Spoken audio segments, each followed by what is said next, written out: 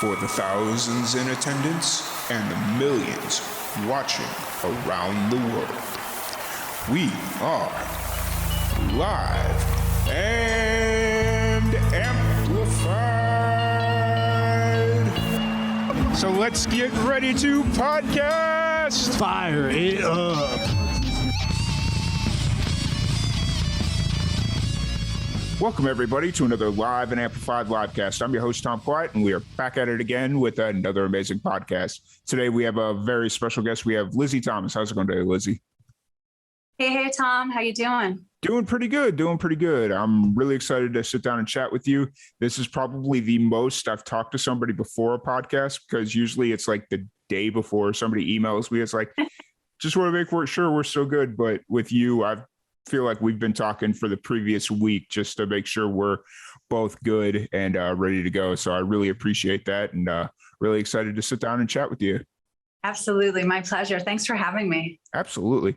So for everyone that's just getting to meet you for the first time or hearing about you for the first time, kind of take this opportunity to introduce yourself and like what your background in music is. Sure. So my name is Lizzie Thomas. On social, I'm Lizzie the Jazz Singer, and my website is lizziethejazzsinger.com. I started playing music classically, piano. When I was about 8 years old, I started studying the piano, and from there really grew a love of music. It was the place I would go to express myself. When I was feeling anything, even boredom, I would head to the piano. So from there, I played clarinet for a couple of years in the school band. Unfortunately, I was led to believe that it wasn't cool to be in the band at that point, and so I quit.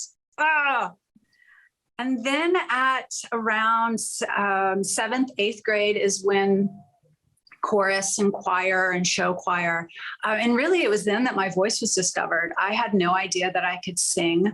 I sang with my mom and I sang with my dad and listened to music for fun. And that was something, I was always vocalizing, but it wasn't until I was about 12 years old that I really started then crossing over from, still playing piano and enjoying it, but really focusing on my voice and vocally training at that point.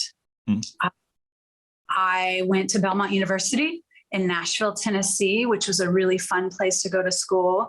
I graduated with vocal performance degrees in jazz, in piano pedagogy. I went to graduate school and studied music education, particularly early childhood music education, and have certificates in that to make money, clearly, because I wasn't like suddenly a star. I had my own piano studio for about a decade, and then was itching to move to a bigger city. I wanted to really get into the jazz scene, and that's when I moved to New York. And I've lived in New York now about 14 years, and love it. It's really great, and I have access to people that I never would have if I didn't live here. Awesome. And so where are you from? Are you originally from Nashville, or where are you from originally? I was born in Pittsburgh. Okay. And lived there 3 months. Okay. I don't remember much. I gotcha. And then moved to Houston, Texas, lived there for 3 years, and then moved from Houston, Texas to New Jersey and lived there really my formidable years, 5 years. And then when I was about, I guess, 4th grade. So however old you are in 4th grade, I moved to Dalton, Georgia. Okay. So I really grew up mainly in the South, and then realized it's so hot. I got to get out of here. And so the weather in New York is perfect. I spend my time back and forth between New York and Miami. Oh, well. And so you were no stranger to New York when you moved here, because you had lived in New Jersey. And I don't know much about the Eastern Seaboard, but everybody tells me New York and New Jersey are pretty much one and the same. Yes, they are. I like the cold weather. So it was something that was a nice change for me. I had visited New York quite a bit before I moved. I came up to do like jazz showcases and I was here I had friends who lived here. Mhm. They were my age. So I would come and spend like holidays whenever I had time off. I would be here in the city in New York. And I started in Astoria, which was a really great way to experience New York City, living in Astoria for the first, I think, 4 years that I lived here. Mm-hmm. Yeah, I was definitely a big fan and very familiar to what I was getting myself into. For sure. Like for me, I'm sure if I had ever moved to New York, it would be a huge culture shock because I've never been to New York. The furthest up the Eastern Seaboard I've been is DC. That's about it. Oh, wow. So, Yeah, that's a culture shock. yeah. So you'd mentioned that you started to discover your voice in about junior high, right? About 7th, 8th grade. Mm-hmm. Was it at that point that you started pursuing writing your own music, or was that much later on down the road?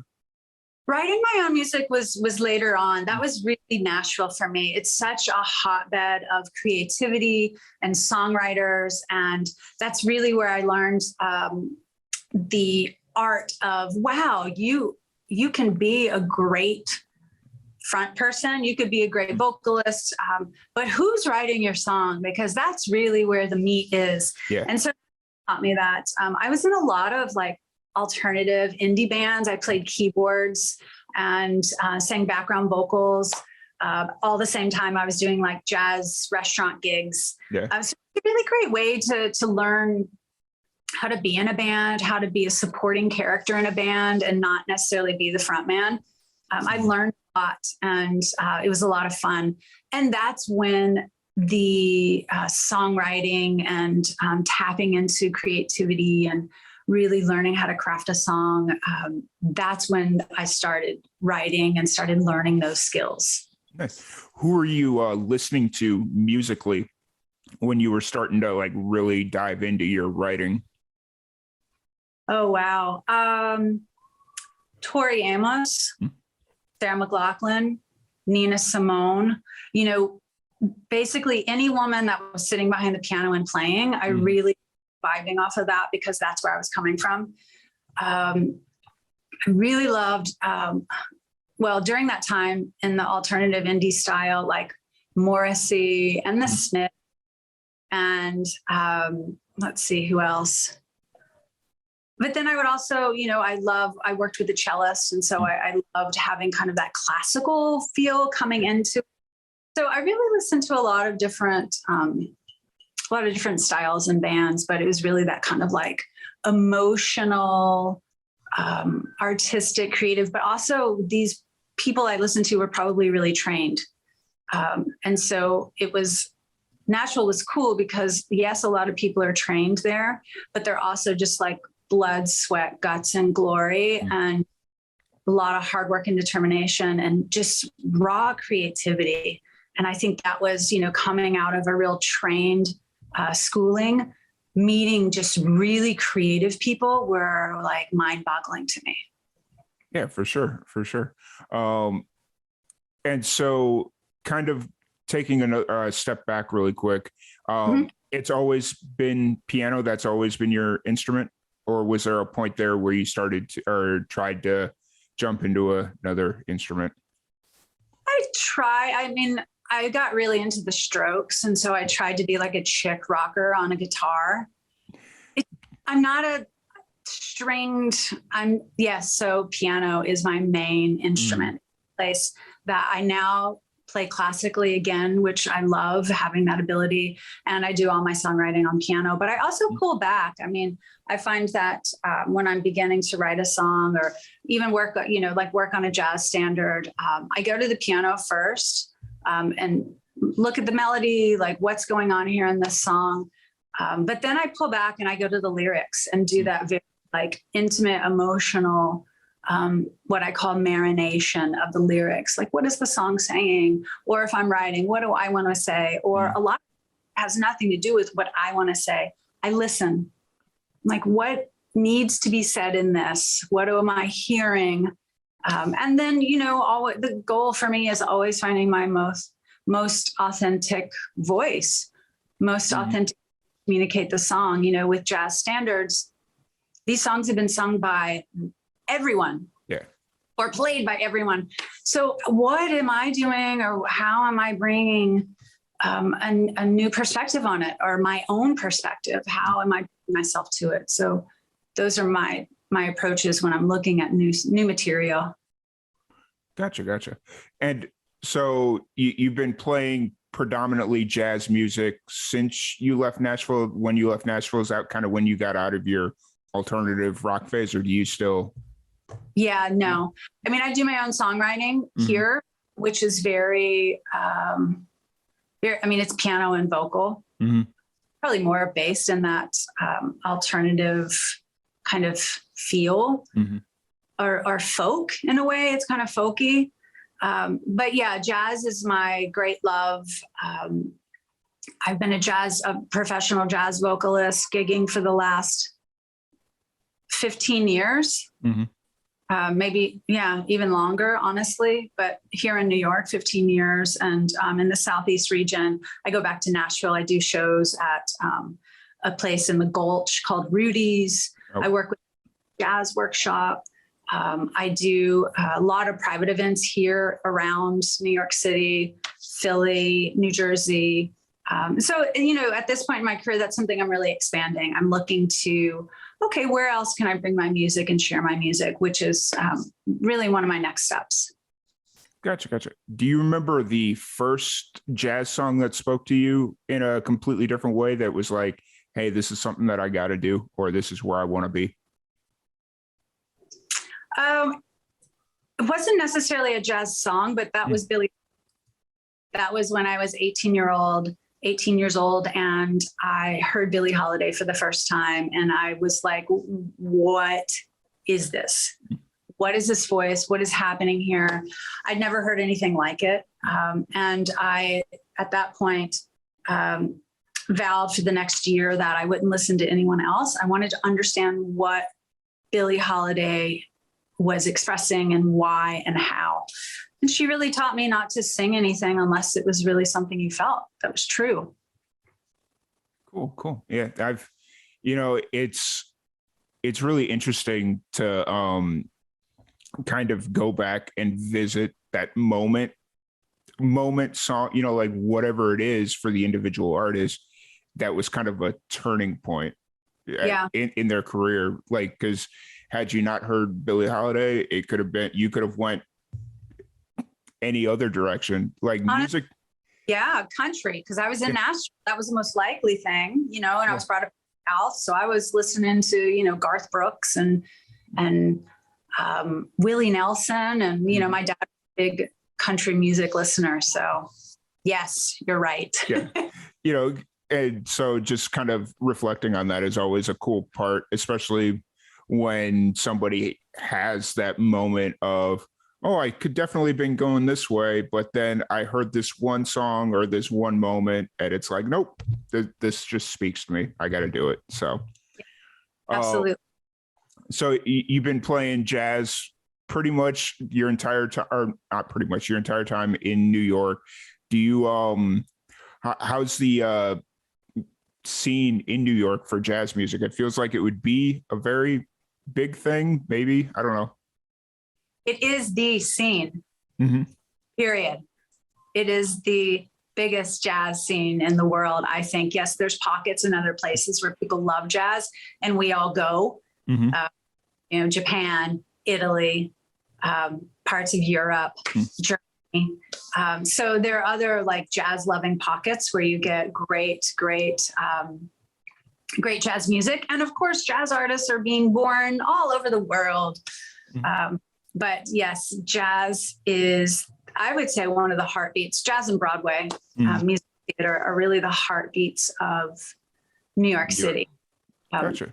With that, I'm able to play with the best jazz musicians in the world. They either live in New York or around New York, or I have access to them because I live and play in New York, which is really thrilling.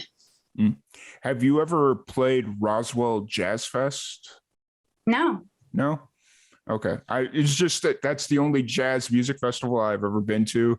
And so I was just taking a shot in the dark. Roswell, New Mexico. Oh, New Mexico. Okay. Yeah. No.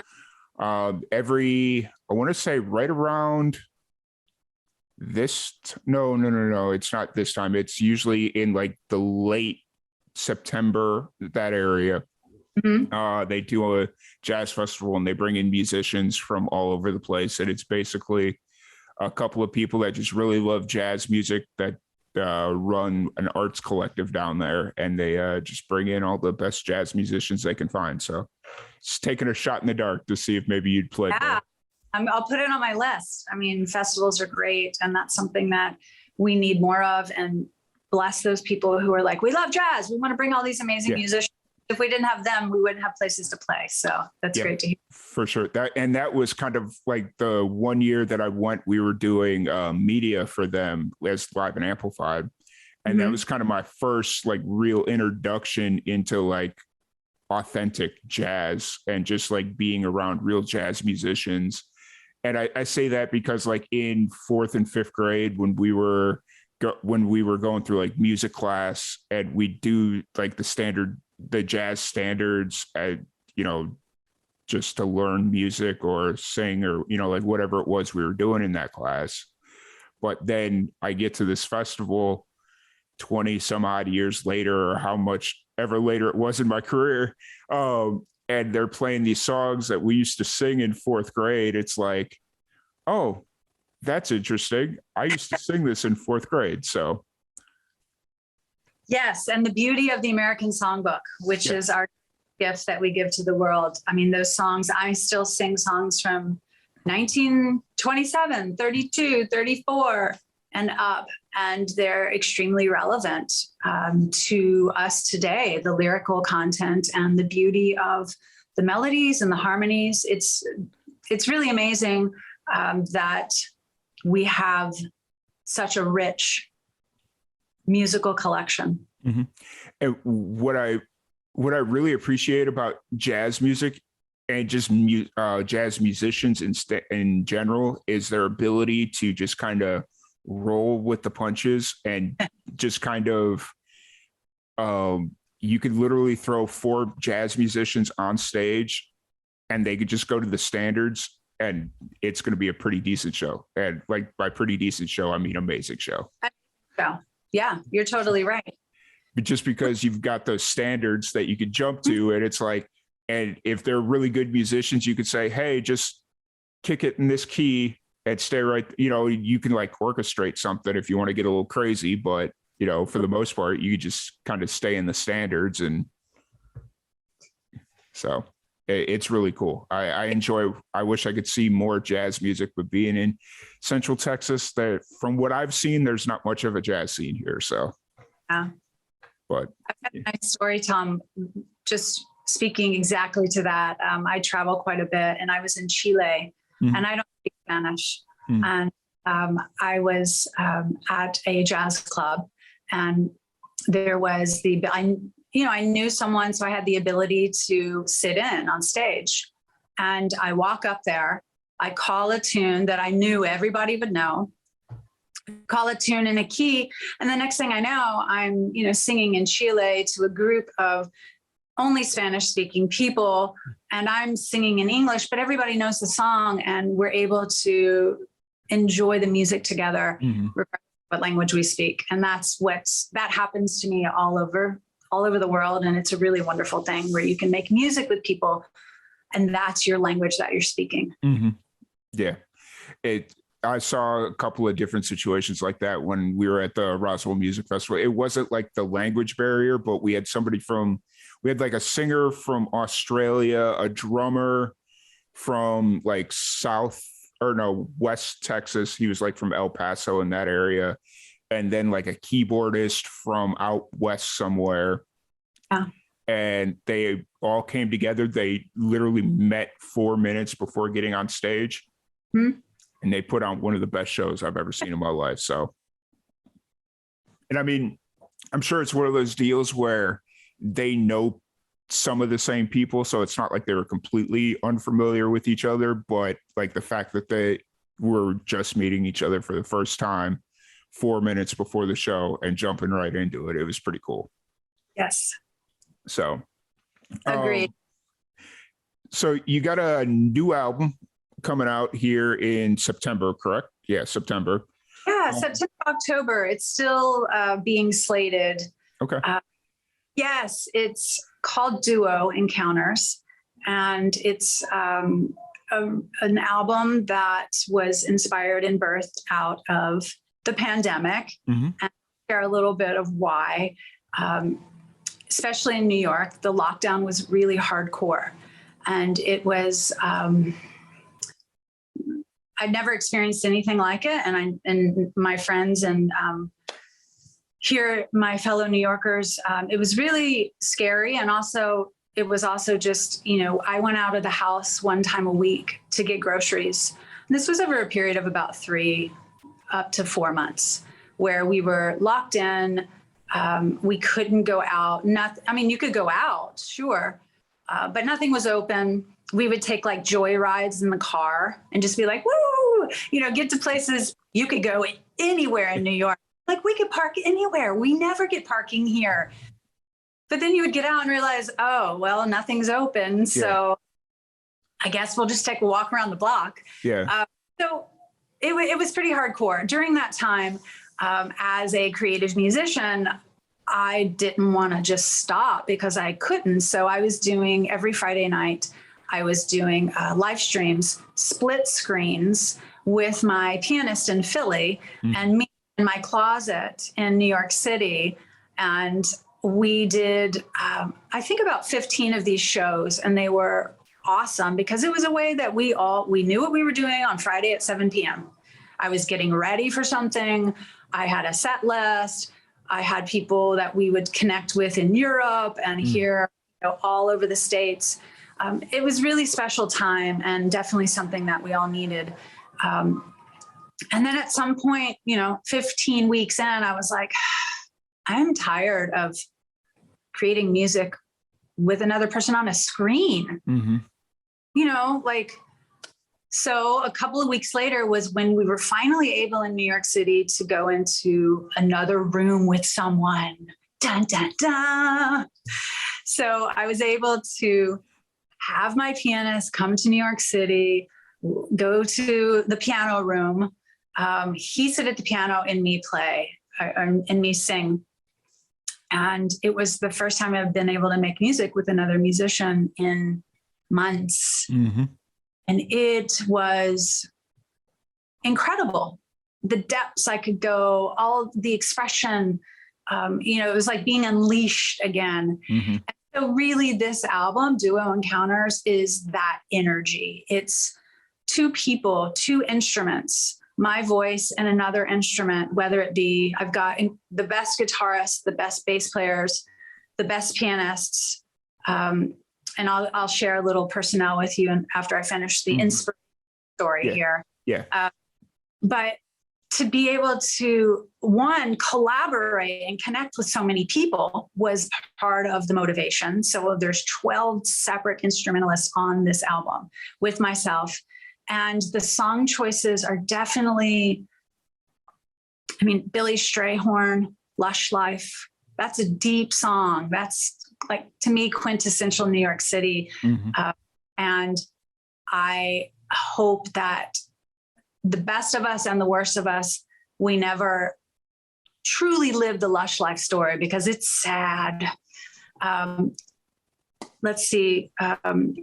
Coltrane's Round Midnight, Willow Weep for Me. You're Getting to Be a Habit with Me. Every Time We Say Goodbye.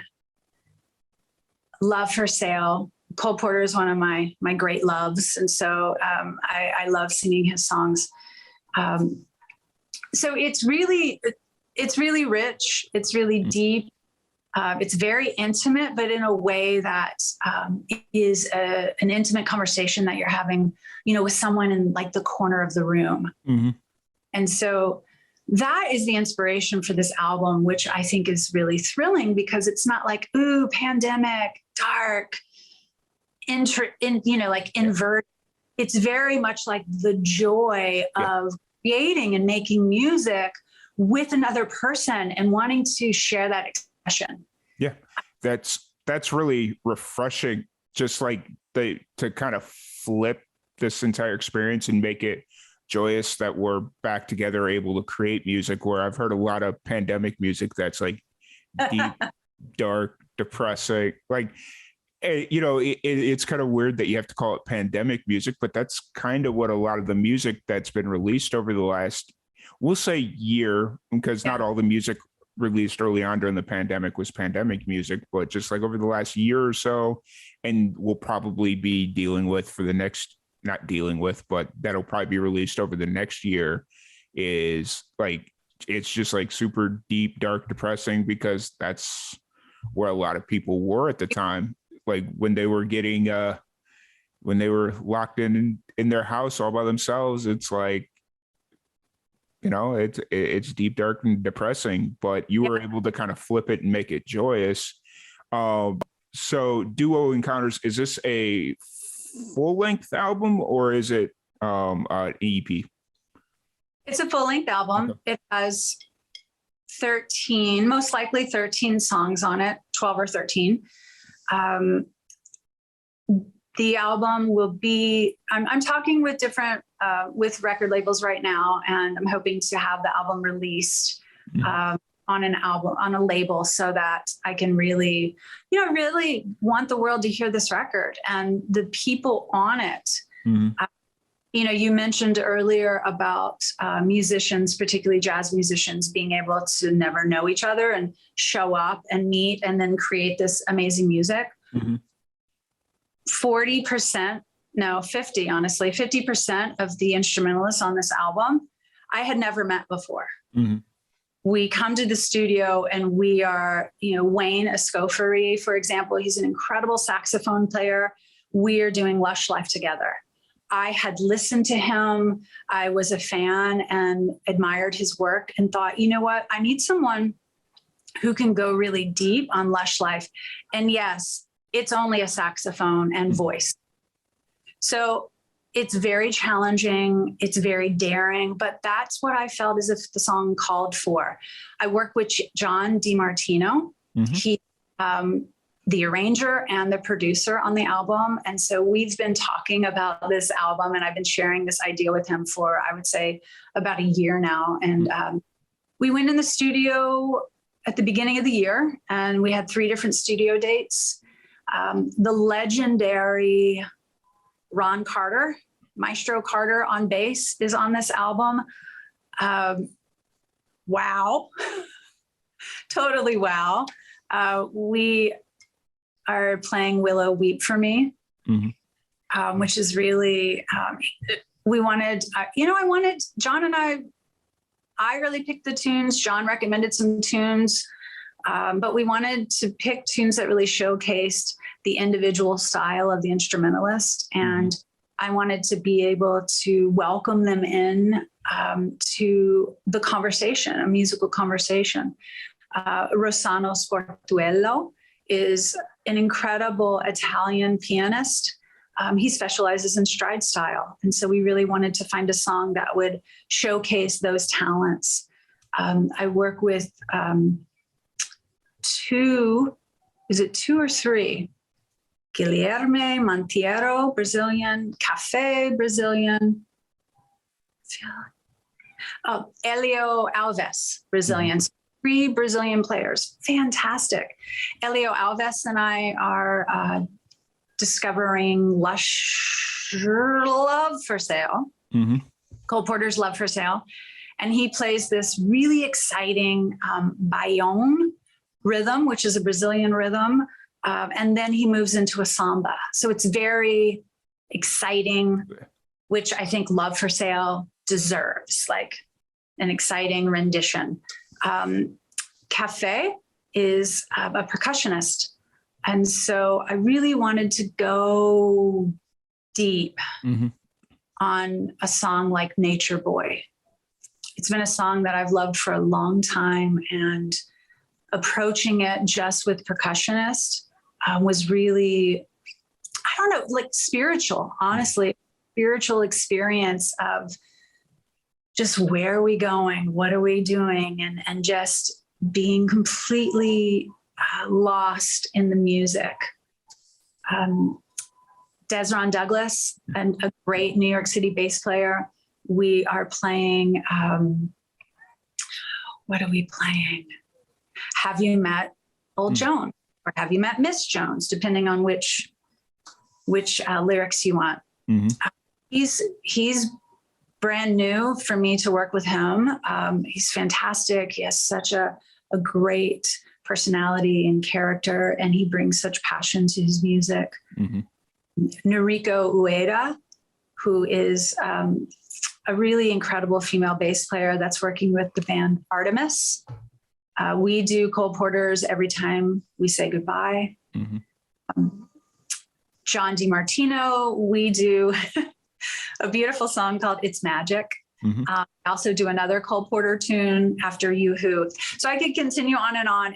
It's really rich and deep, and stylistically speaking, the songs, we approach them from a composer's point of view, and also really chose the instrumentalists that would let me bring my personality to each song and my vocal abilities to each song, but also it's really a musical conversation I'm having. And that's why it's called Duo Encounters, because we had no idea, but we kind of knew what was going to happen in the studio. And then we're like, yes. Yeah. Okay. And so is every song like a jazz standard, or is there any original stuff that you wrote? There's no originals on there from myself. That's coming. But as far as there's a standard, but not a jazz standard, there's a Joni Mitchell tune on there. That's the surprise. I'm sorry. I didn't mean to. No, it's good. I love to share the surprise. And that means that you're doing your job as well. It's covering all the pieces.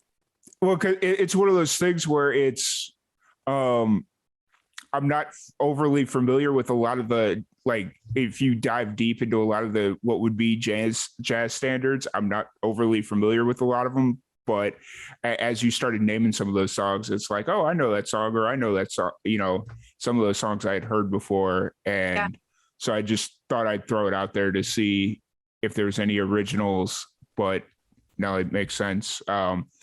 How did you, so of all these musicians that you named off, how did you kind of get in contact with them? Was it all social media or through friends, or some of them I'm assuming you've probably played with before, or how did you kind of get introduced to a lot of these? Yeah. Russell Malone is on the album. This is his second appearance, my fifth album. So he was on my fourth album. And so, the ones that I had relationship with, I just called them up and said, hey, I'm doing this album. I'd love for you to be a part of it. It's just one song, which this is very unconventional. This is not a typical way to approach an album, which is also why I think it's really creatively thought out. And each song is its own little nugget. So I leaned on John DiMartino because he had some relationships with some of the people that I didn't have.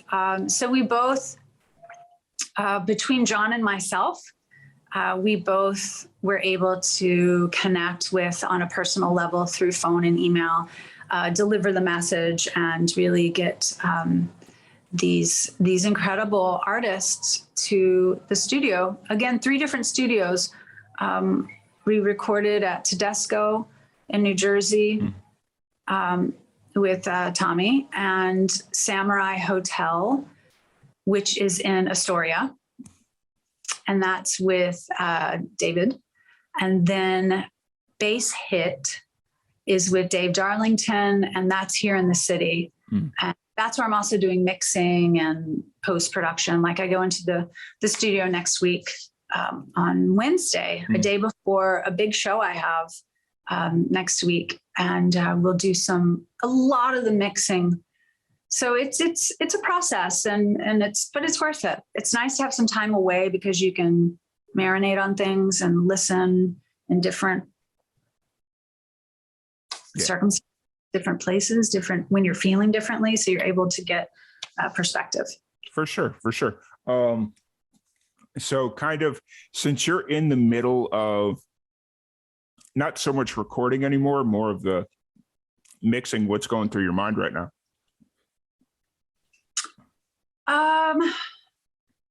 Really wanting to honor each of the songs, really want to make them exactly what it is that the vision is, and as sparkly and fantastic as they can be. That is really, and honestly, it's 2 instruments. So this is not a massive mixing process, but it has to be very precise because you hear everything. Yeah. So it's a precision dance that we're having. We already have mixed 4 songs, which are like just rough mixes, and just kind of living with that so that when we go back in the studio, we'll approach the next 9 tunes. So I'm not trying to rush it. I don't need to rush it with an October release. It's really important to have the album in its best form. Yeah, for sure. And so the few songs that you sent me earlier this week, those are where are they kind of at in the mixing process?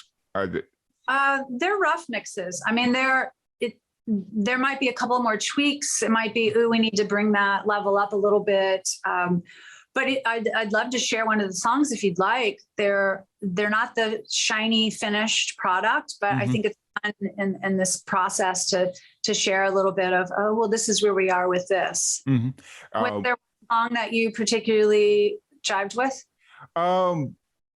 Not really. Just they were all really good, and actually, I was kind of planning on going out of the podcast with one song. So, but that I was thinking, Smile was pretty good for like I enjoyed that one. So we'll probably go out with that one here in a few minutes as we wrap everything up. Let's talk about that song specifically, since we'll run out with it. Why did you kind of choose that song? Well, during the pandemic, in my virtual shows that I mentioned, once I was able to get back into the room and start playing with just one other person, I produced a Jazz on 38 series. And that series was out of the Four Seasons downtown. All of those shows are on YouTube, which are great because you can actually go and watch entire shows. But one of the songs throughout the pandemic that I would generally finish my show with was the song Smile. So I sang Smile probably like 30 times over the pandemic in a performance type setting because it brought me peace. It brought me at a time where there was so much uncertainty, at a time when there was so much like, you can go out. No, you need to stay in. You wear masks. No, you don't wear masks. We're open. We're closed. You have to, I don't have to go through it. A great time of uncertainty. And, people were really looking for a message of peace and a message of just being able to soothe ourselves and also hope and joy and wanting to think, at some point this is going to be over and we're going to look back and be glad that it's over, but we're going to be better on the other side. So the song Smile was originally written musically by Charlie Chaplin. And most people know who Charlie Chaplin is, but some of the youngers might not know, but, he was called the Tramp and was basically the ultimate silent screen star of comedy. And he was an incredible communicator without even using words, which is amazing. Yeah. So that's my love of this song. That's where that was developed during the pandemic, of really providing a message of it's going to be better. Let's just smile through this. And, sometimes you might look at the lyrics and go, oh, we're not exploring our feelings. That's not perspective on this at all. it's yes, we're feeling our feelings and we're exploring them, but at the same time, we're also moving in hope and being positive about that things are going to change. And that's what's going to get us through the day. Mm-hmm. So that's my great love of the song.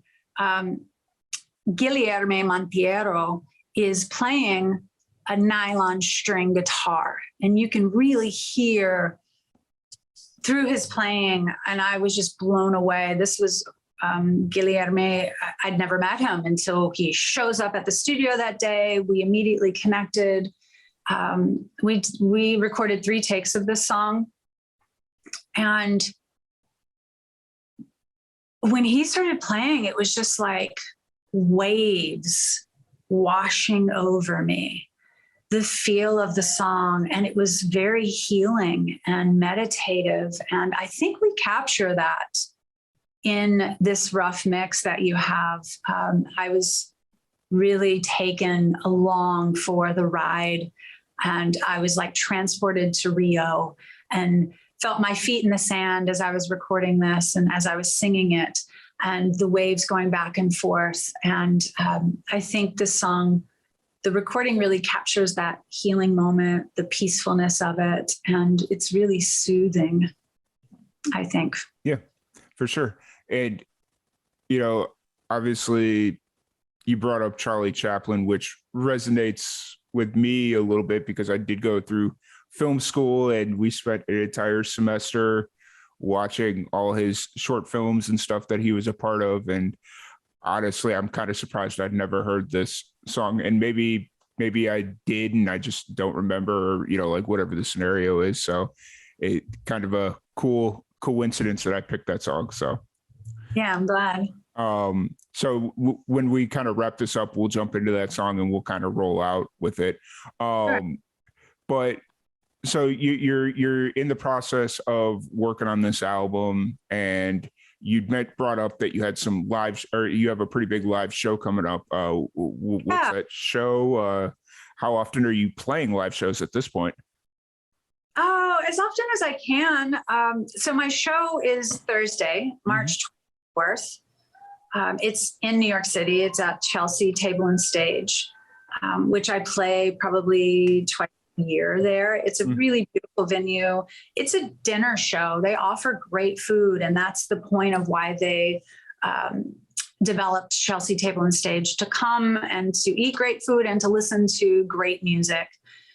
So it's a really beautiful venue. If New Yorkers are listening right now and you're in the area, I would highly recommend coming. It's at 6 p.m. on Thursday, March 24th. I have my band. All of the guys on the stage with me have been in the studio with me, which is really exciting. Another guitarist on the album is Ron Afif, and he and I have worked together for the last 13 years in New York City. He'll be joining me, John DiMartino, Desron Douglas, Carmen and Torres Jr. on drums. So it'll be a really exciting show. I play there twice a year. I play in Nashville. I was just there in Nashville for February, like a Valentine's Day show. So my website is going to update you, Lizzie the Jazz Singer, on where I'm playing. And I also have a great Patreon account where I'm doing behind the scenes of the making of the album.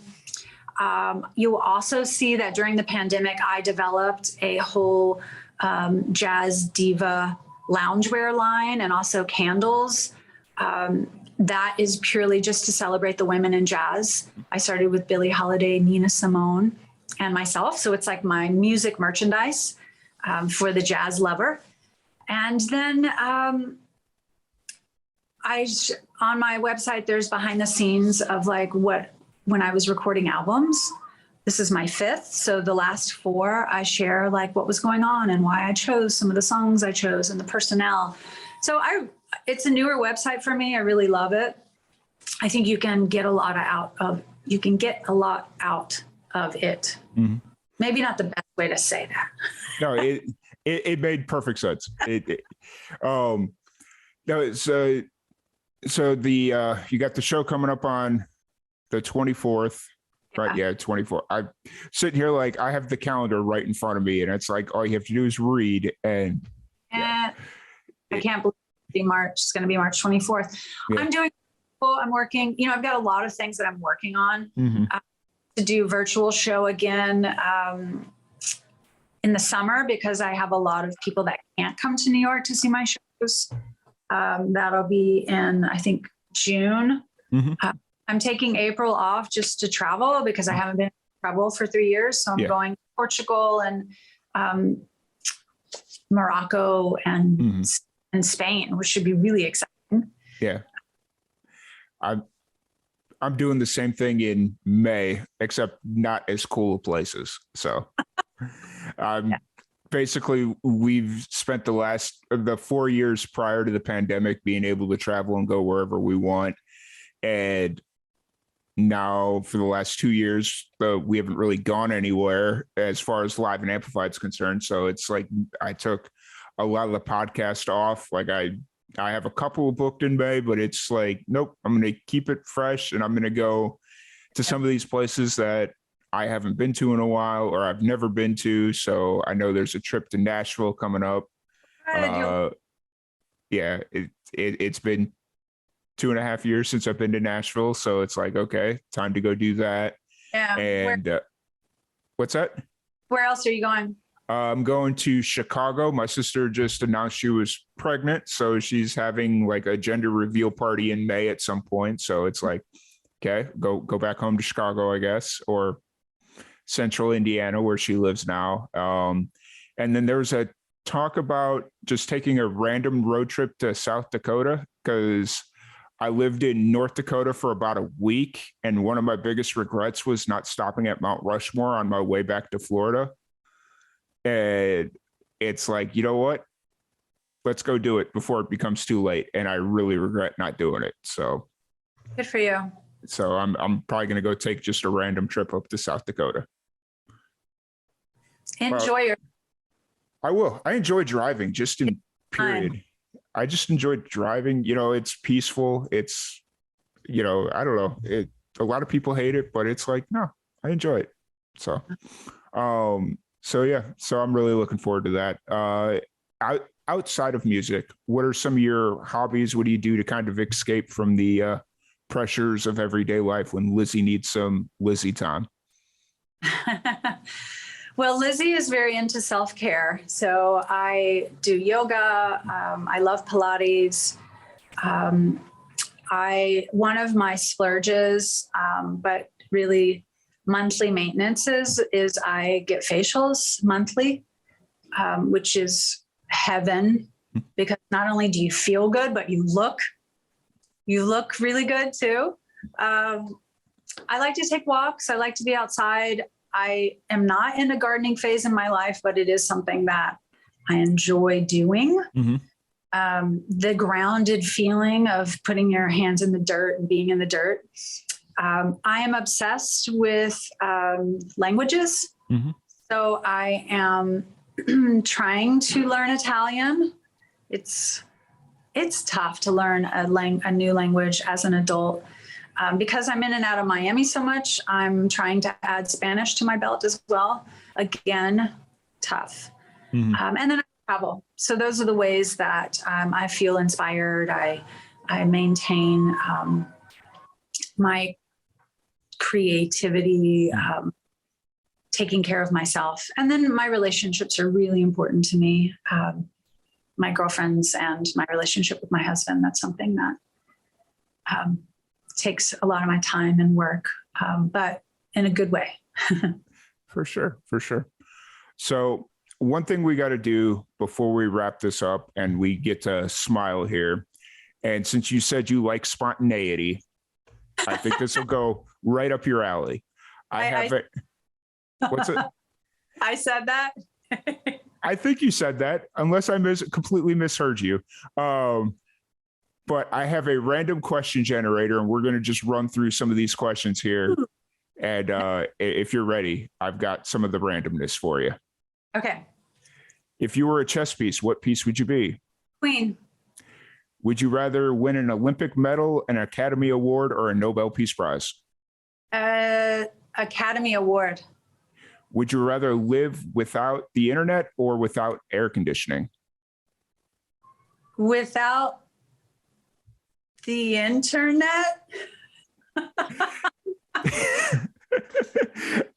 I don't know why that was the best question I've ever had off this generator, but I don't know. I might regret that decision, but gotcha. I Especially in New York. But if you had to choose between your sense of smell or a smartphone, which would you pick? my sense of smell, hands down. If you could have any superpower, what would it be? To fly. I feel like that's a pretty common one because, yeah. And last question, would you rather eat the same thing every day or wear the same thing every day? Eat the same thing every day. Fair enough. Awesome. And wasn't quite as painful as it could have been. Like I've seen some real randomness come out of that generator. So yeah, I bet. Well, I'm a big fan of games. So that kicked into my let's have fun game. Yeah, sense. For sure. Well, it was something that I started back in November because we did a fundraiser for pancreatic cancer research. And it was, I did a podcasting marathon where I did over 100 podcasts over the course of 3 days. And it's one of those deals where it's like, this is a very serious topic that we're talking about. Let's end it at least on a random note or a fun note. And I downloaded this app and I was like, okay, that's cool. And I started asking everybody a random question of the day. And I had to, after a while, I started to learn how the app worked and I had to modify it because it was 21 questions to ask your friends or something like that. And it would ask really personal questions. No, we're not asking what's your deepest fan, whatever it is. And it's just nope. So I was able to kind of go in and modify it a bit. And now it's a fun, lighthearted game. Yeah. So it's what's that? It's a good one. Yeah. Thank you. So really excited that you enjoyed that and it didn't go completely off the tracks as it probably could have. But we're going to tune in, or we're going to play the rough edit or rough mix. My bad. I'm a video person, so editing is just what I call everything. So we're going to play the rough mix of Smile, and then we'll come back and we'll close it out with all your socials and stuff like that.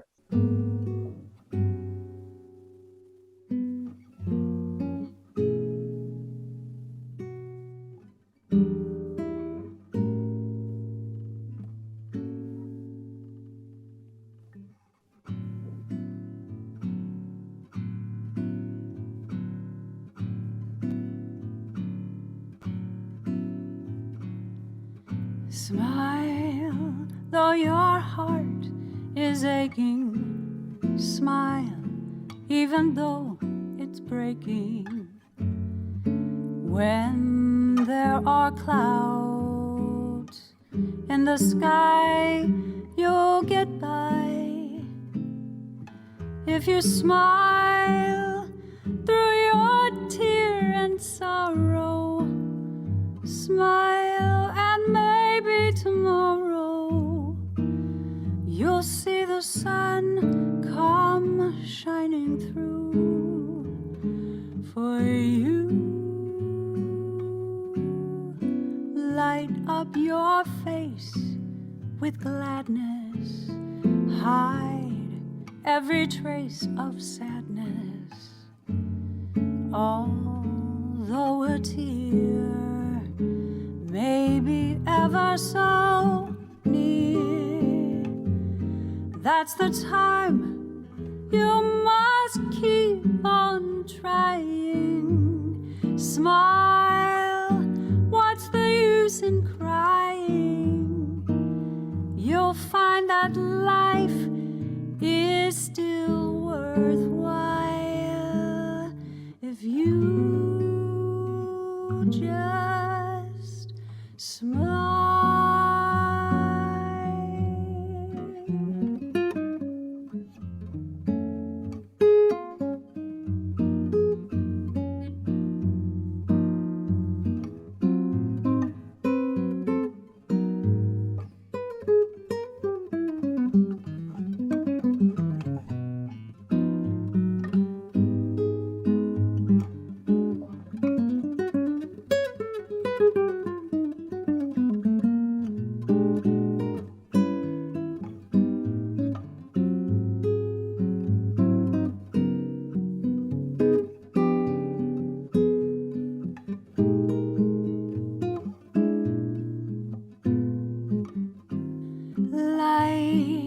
up your face with gladness, hide every trace of sadness, although a tear may be ever so near.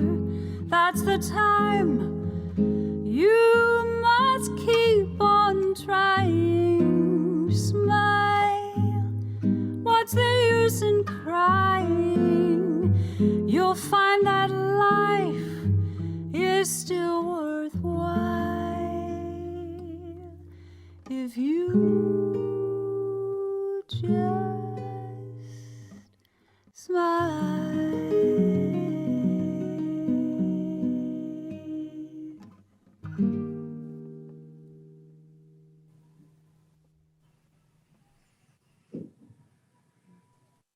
Awesome. That worked perfectly.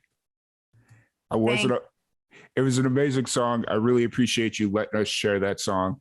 And kind of watching you listen to the song was really interesting to see how you would react with it. How did you feel listening to this song? I think it's like the ultimate song of healing.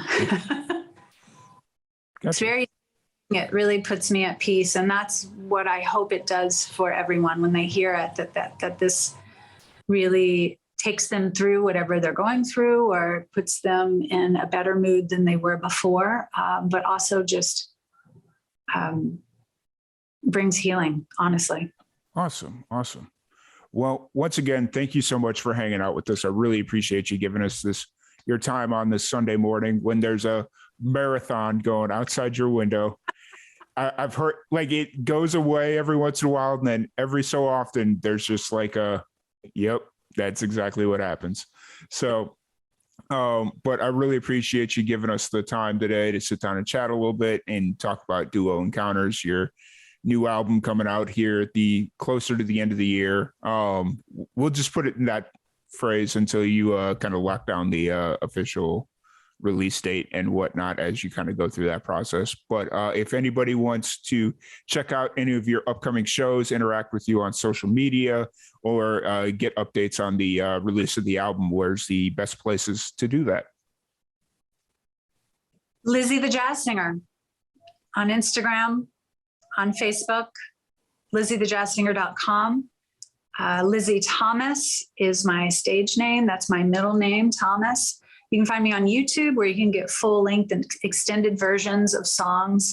You can find me generally clips from all my live shows. If you're considering coming up to New York to go to a live show, please do. I'll be performing all this year. So check me out. I hope that I get to connect with you. And yes, it's me that answers my messages and DMs on Facebook and Instagram. So I look forward to meeting you. Awesome. Once again, thank you so much for hanging out with us. I really appreciate it. Thank you, everybody, for tuning in, and we will catch you all later. Thank you so much, Tom. I appreciate it.